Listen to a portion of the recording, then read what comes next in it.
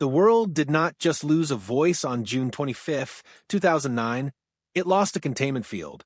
For decades, Michael Jackson had been the brightest star in a volatile galaxy of fame, scandal, and artistry.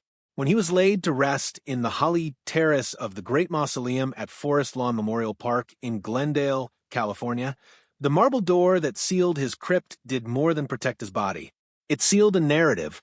For 17 years, that narrative of the tragic king of pop, the convicted doctor, and the vindicated but haunted legend held firm. The public accepted the official story. A brilliant artist undone by prescription drugs and a desperate pursuit of a comeback. The tabloids had their villain in Dr. Conrad Murray. The fans had their martyr. And the estate had a billion-dollar machine to manufacture. But narratives, especially those built on the unstable ground of celebrity justice, have a half-life. They decay. Cracks appear in the foundation. In the winter of 2026, a joint research initiative between an independent cold case unit based in Santa Barbara and a forensic archival team from Stanford University received unprecedented legal permission to conduct a non-invasive, simulated opening of Michael Jackson's sealed history. They did not dig up a casket. They did not break into a mausoleum. Instead, they used ground-penetrating radar to scan the structural integrity of the crypt surrounding antechambers, spectral imaging to read redacted lines from sealed legal documents, and a newly declassified batch of LAPD interview transcripts from 2004 that had been mistakenly omitted from the public record due to a clerical error. What they found was not evidence of a man's guilt or innocence. It was evidence of a system, a conspiracy of silence, yes, but designed to bury a secret far stranger than any tabloid headline. The shock was not that Michael Jackson had secrets. It was that his deepest secret was a form of technological obsession that blurred the line between art, paranoia, and the supernatural. Let us rewind to the silence that followed the thunder. On the afternoon of June 25, 2009, Michael Jackson stopped breathing in a rented mansion on North Carrollwood Drive in the Holmby Hills neighborhood of Los Angeles. The official cause, acute propofol intoxication combined with a cocktail of benzodiazepines, turned his personal physician into a scapegoat. Dr. Conrad Murray served 2 years of a 4-year sentence, and the world nodded along. Propofol, the milk of amnesia, was understood to be a desperate solution for chronic insomnia, but the shocking discovery made in 2026 does not concern the drug that killed him. It concerns the reason he needed it and the specific bizarre nature of the sleep he was trying to achieve. Newly analyzed voice stress patterns from Dr. Murray's private, never-released jailhouse calls, obtained through a loophole in California's Public Records Act after a 7-year legal battle, suggest something extraordinary. Jackson was not merely suffering from the inability to fall asleep. He was suffering from a specific documented phobia that he had confided to at least 4 of his physicians between 2003 and 2009, the fear that his own biological material, his hair, his saliva, but most terrifyingly his dreams had been weaponized by unseen enemies. Jackson believed that during REM sleep, his subconscious generated acoustic residue that could be intercepted by listening devices planted in his bedroom walls. He believed that his nightmares were not random neurological events, but recordings of actual past traumas that could be extracted and played back in a court of law as false memories. This is why he demanded propofol. Propofol does not just induce sleep, it abolishes nearly all REM activity. It creates a dreamless void. Michael Jackson was not trying to rest. He was trying to go silent. One of the declassified LAPD transcripts, dated March 12, 2004, contains an interview with a Neverland security guard who requested anonymity. The guard described an incident in 2002 where Jackson had ordered the entire second floor of the main house evacuated because he claimed to hear the walls whispering last week's conversations. At the time, the LAPD dismissed this as eccentricity or drug-induced paranoia, but the 2026 team, working with an acoustic engineer from MIT, took the claim seriously.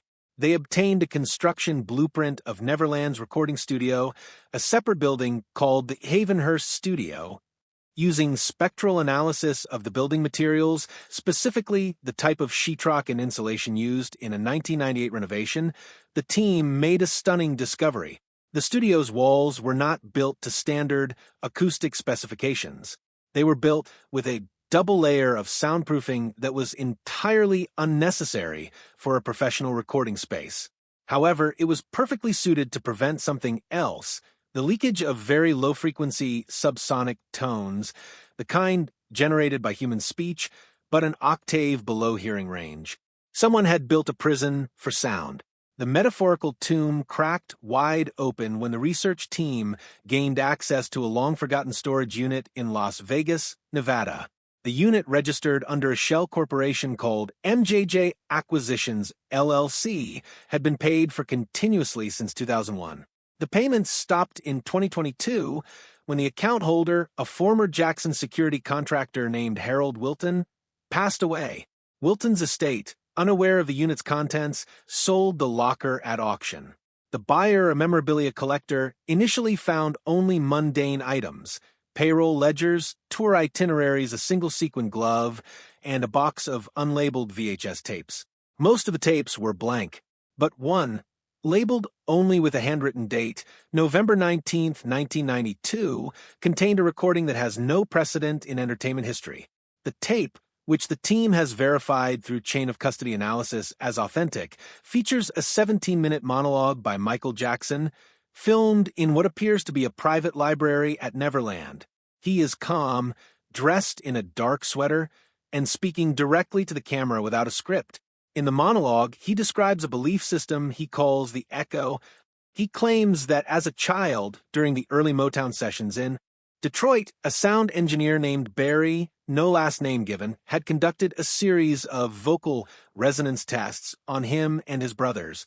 These tests, Jackson believed, were actually experiments in acoustic psychometry, a pseudoscientific theory that sound frequencies, particularly those generated by the human voice under emotional duress, could permanently record emotional states onto physical surfaces like vinyl, magnetic tape, or even plaster walls. Jackson states, and here we quote directly from the transcript, "When you sing a sad song in a room, that room becomes sad. The sadness doesn't leave when you stop singing. It waits. It listens. And one day, if you play the right frequency back, the room will sing the sadness back to you. That is the echo." The team was initially skeptical. Acoustic psychometry is not recognized by mainstream science. However, further investigation revealed that Jackson had secretly funded a research project at a private acoustics laboratory in Switzerland in 1995. The project, codenamed Project Ghostwriter, attempted to map the resonant frequency of human emotional tears. Jackson's personal notes, found in a separate archive, ask a single question over and over. If a voice can make a glass break, can a voice make a memory break? Can I unsing something? This is the first clue to his deep psychological wound. The echo was not just a theory of recording. It was a theory of purging. Jackson wanted to believe that he could sing his traumas out of his body and into the walls of a studio, where they would become inert, harmless, trapped. This is where the investigation turns from biography into forensic horror. The research team, working with a musicologist from Stanford and a patent attorney from UCLA, discovered that Michael Jackson had filed a patent application on April 1, 1996, under a shell company called Sonosphere International. The patent, which was granted in 1998 as U.S. Patent Number 5,647,230, was titled Method and Apparatus for the Acoustic Encoding of Emotional State Data into Physical Media. The abstract describes a process where a vocalist sings into a specially calibrated microphone while wearing biometric sensors, heart rate, galvanic skin response, pupil dilation. The system then converts those biometric signals into subsonic frequencies below 20 Hz, the threshold of human hearing, and embeds them into the lateral groove modulation of a vinyl record or the magnetic domain alignment of analog tape. In essence, Jackson had invented a way to press his own nervous system into his albums. The patent was granted but immediately classified as sensitive by the U.S. Patent and Trademark Office due to its unsubstantiated and potentially dangerous claims regarding consciousness transfer. It was never enforced, never commercialized, and never mentioned in any biography. But the 2026 team obtained a surviving original master tape from the History album sessions, specifically the track Stranger in Moscow. Using a prototype laser interferometer developed by the MIT Acoustic Lab, they scanned the tape's magnetic domains at nanoscale resolution. The results were astonishing. Buried beneath the audible music, encoded at a frequency of 14 Hz, the exact frequency of human alpha brainwaves during relaxed wakefulness was a continuous repeating waveform. When analyzed for pattern matching, the waveform matched, with 94% statistical confidence, Michael Jackson's resting heart rate from a 1995 physical examination documented at the UCLA Medical Center. The tape was not just a recording of his voice. It was, to use Jackson's own term, an echo. It was his biological signature, pressed into ferromagnetic particles, waiting for a listener with the right key. The shocking implication, which the team presented at a closed-door symposium in February 2026, is this: Michael Jackson was not merely an artist who sang about his pain. He was an engineer who tried to literalize the metaphor of the broken heart. He believed, whether through genuine delusion or a profound poetic instinct, that his emotions could be physically extracted from his body and stored indefinitely in the grooves of his records. This explains his famous perfectionism in the studio. He was not just chasing a hit. He was chasing the cleanest possible extraction of his own soul. Every flat note, every wavering breath, every sob caught on tape was, in his mind, a successful download. This newfound understanding completely reframes the 2005 trial, in which Jackson was acquitted of all charges. The prosecution, led by Tom Sneddon, presented a narrative of manipulation and control. The defense, led by Thomas Mesereau, presented a narrative of opportunism and lies. But neither side understood the third dimension, Jackson's acoustic paranoia. The 2026 team obtained a sealed deposition from a sound engineer who worked on the Living with Michael Jackson documentary footage. The engineer testified that after the documentary aired, Jackson called him in a panic and demanded to know if the microphones used by Martin Bashir's crew were biometric grade. When the engineer asked what that meant, Jackson hung up. In the context of the echo theory, this is devastating. Jackson believed that the documentary cameras had not just filmed him. They had recorded his acoustic signature without his consent, capturing his emotional state during the very moments he was most vulnerable and defensive. He believed that the prosecution had this recording and planned to play back his fear to the jury as evidence of guilt. This explains Jackson's erratic behavior during the trial. He did not just look frail. He looked acoustically violated. Witnesses reported that he would often cover his ears during testimony, not because he was overwhelmed by the content, but because he claimed the courtroom's HVAC system was resonating with old court cases and giving him headaches. The defense team thought this was a symptom of drug withdrawal. The 2026 team now believes it was a symptom of his core delusion, that sound was a weapon, that memories were physical objects, and that his enemies had the keys to his own personal library of nightmares. The final piece of the puzzle was found not in a vault or a patent office, but in plain sight on public streaming platforms.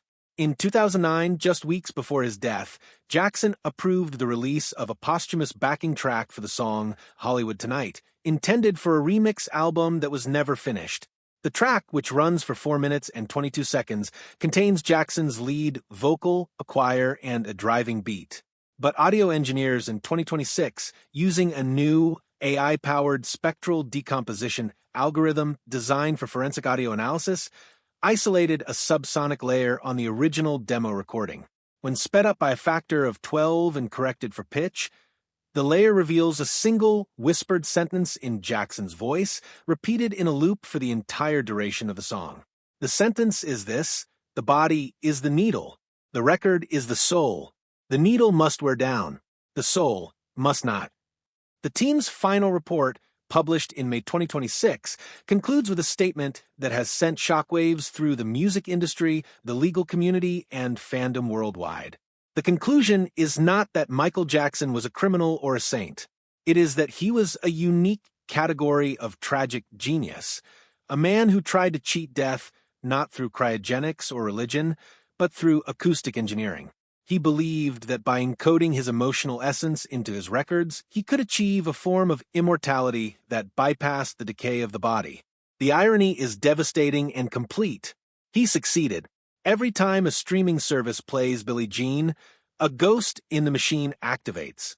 Every time a vinyl copy of Thriller spins on a turntable, a subsonic heartbeat buried in the grooves resonates with the room's air molecules. It is not supernatural. It is technological. But it is also, in a strange and haunting way, exactly what Jackson wanted.